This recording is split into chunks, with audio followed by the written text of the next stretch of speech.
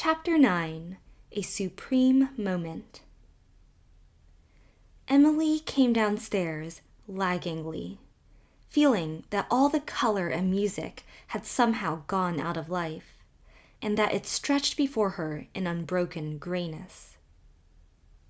10 minutes later, she was encompassed by rainbows, and the desert of her future had blossomed like the rose.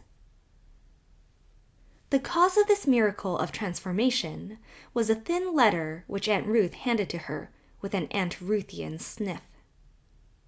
There was a magazine, too, but Emily did not at first regard it. She saw the address of a floral firm on the corner of the envelope, and sensed at touch the promising thinness of it, so different from the plump letters full of rejected verses. Her heart beat violently as she tore it open and glanced over the typewritten sheet. Miss Emily B. Starr, Shrewsbury, P.E. Island, Canada. Dear Miss Starr, it gives us great pleasure to tell you that your poem, Owl's Laughter, has been found available for use in Garden and Woodland. It appears in the current issue of our magazine, a copy of which we are sending you. Your verses have the true ring, and we shall be glad to see more of your work. It is not our custom to pay cash for our contributions, but you may select $2 worth of seeds or plants from our catalog to be sent to your address prepaid.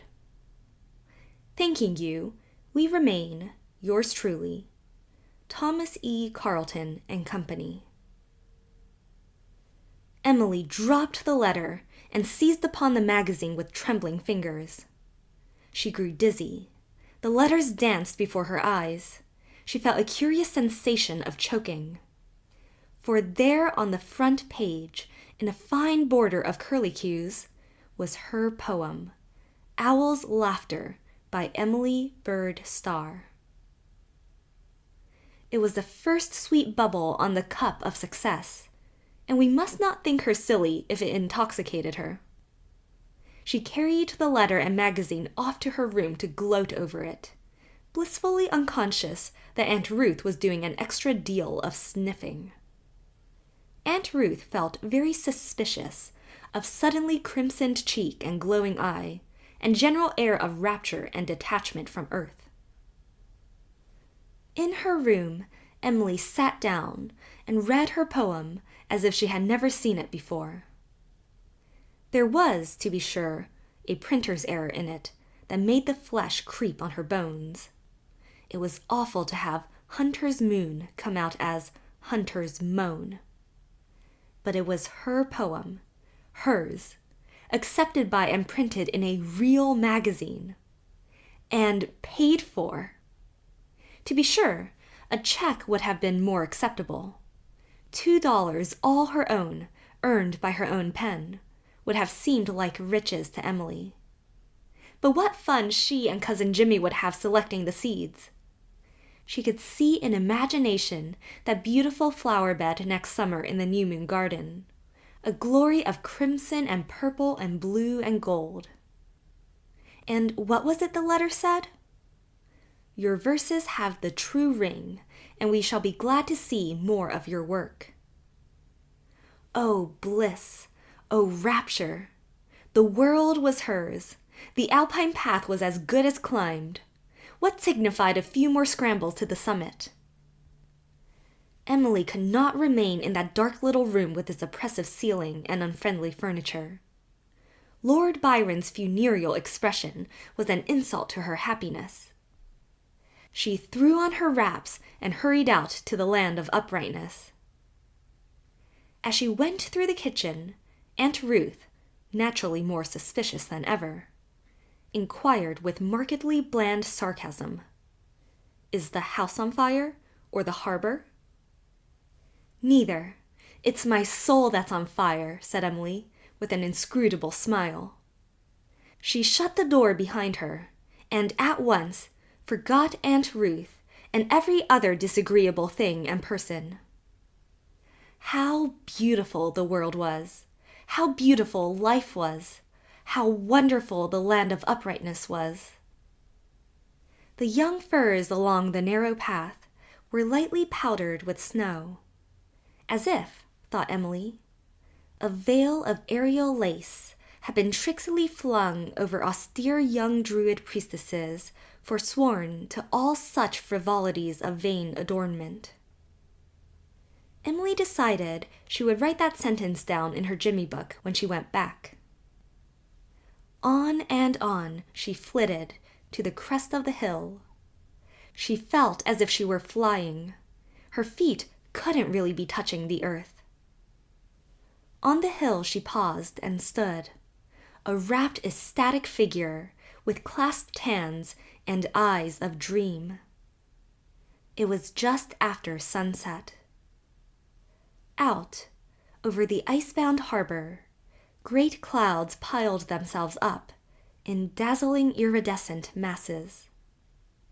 Beyond were gleaming white hills with early stars over them.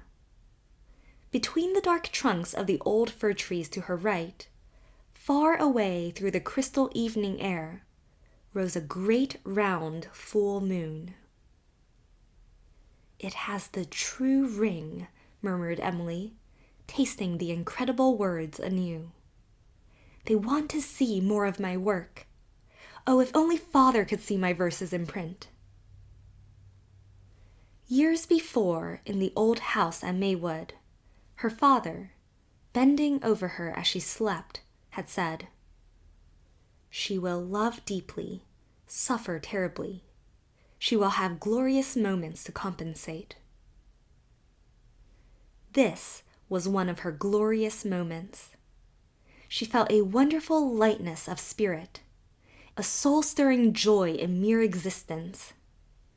The creative faculty, dormant through the wretched month just past, suddenly burned in her soul again like a purifying flame. It swept away all morbid, poisonous, rankling things. All at once, Emily knew that Ilsa had never done that. She laughed joyously, amusedly. "What a little fool I've been! Oh, such a little fool! Of course Ilsa never did it. There's nothing between us now. It's gone, gone, gone. I'll go right to her and tell her so." Emily hurried back adown her little path. The land of uprightness lay all about her, mysterious in the moonlight, wrapped in the exquisite reticence of winter woods. She seemed one with its beauty and charm and mystery. With a sudden sigh of the wind-woman through the shadowy aisles came the flash, and Emily went dancing to Ilsa with the afterglow of it in her soul. She found Ilsa alone, threw her arms around her, hugged her fiercely. "Ilsa, do forgive me," she cried. "I shouldn't have doubted you. I did doubt you, but now I know. You will forgive me?" "You young goat," said Ilsa. Emily loved to be called a young goat. This was the old Ilsa, her Ilsa. "Oh, Ilsa, I've been so unhappy." "Well, don't bawl over it," said Ilsa. "I haven't been very hilarious myself. Look here, Emily, I've got something to tell you. Shut up and listen. That day I met Evelyn at the shop, and we went back for some book she wanted, and we found you sound asleep. So sound asleep that you never stirred when I pinched your cheek. Then, just for devilment, I picked up a black crayon and said, 'I'm going to draw a mustache on her. Shut up.' Evelyn pulled a long face and said, 'Oh no, that would be mean, don't you think?' I hadn't had the slightest intention of doing it. I'd only spoken in fun. But that shrimp Evelyn's ungodly affectation of righteousness made me so mad that I decided I would do it. Shut up! I meant to wake you right up and hold a glass before you, that was all. But before I could do it, Kate Errol came in and wanted us to go along with her, and I threw down the chalk and went out. That's all, Emily, honest to Caesar. But it made me feel ashamed and silly later on. I'd say a bit conscience-stricken, if I had such a thing as a conscience. Because I felt that I must have put the idea into the head of whoever did do it, and so was responsible in a way. And then I saw you distrusted me, and that made me mad. Not temporary mad, you see, but a nasty, cold, inside sort of madness. I thought you had no business even to suspect that I could have done such a thing as let you go to class like that. And I thought, since you did, you could go on doing it. I wouldn't say one word to put matters straight. Golly, but I'm glad you're through with saying things. Do you think Evelyn Blake did it? No. Oh, she's quite capable of it, of course. But I don't see how it could have been she.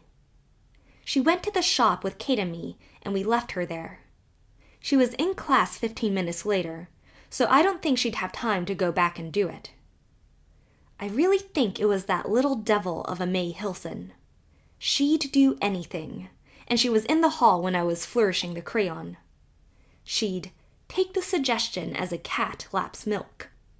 But it couldn't have been Evelyn. Emily retained her belief that it could have been, and was.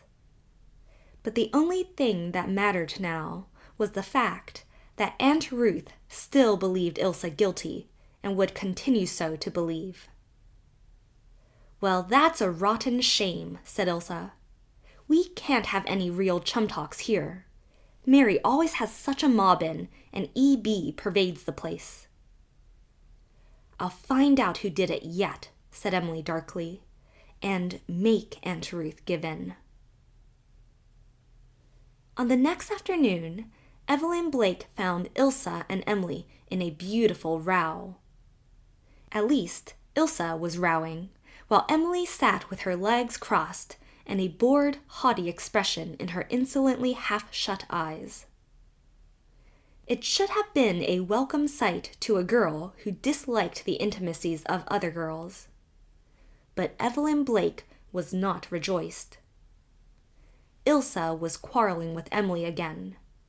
Ergo, Ilsa and Emily were on good terms once more.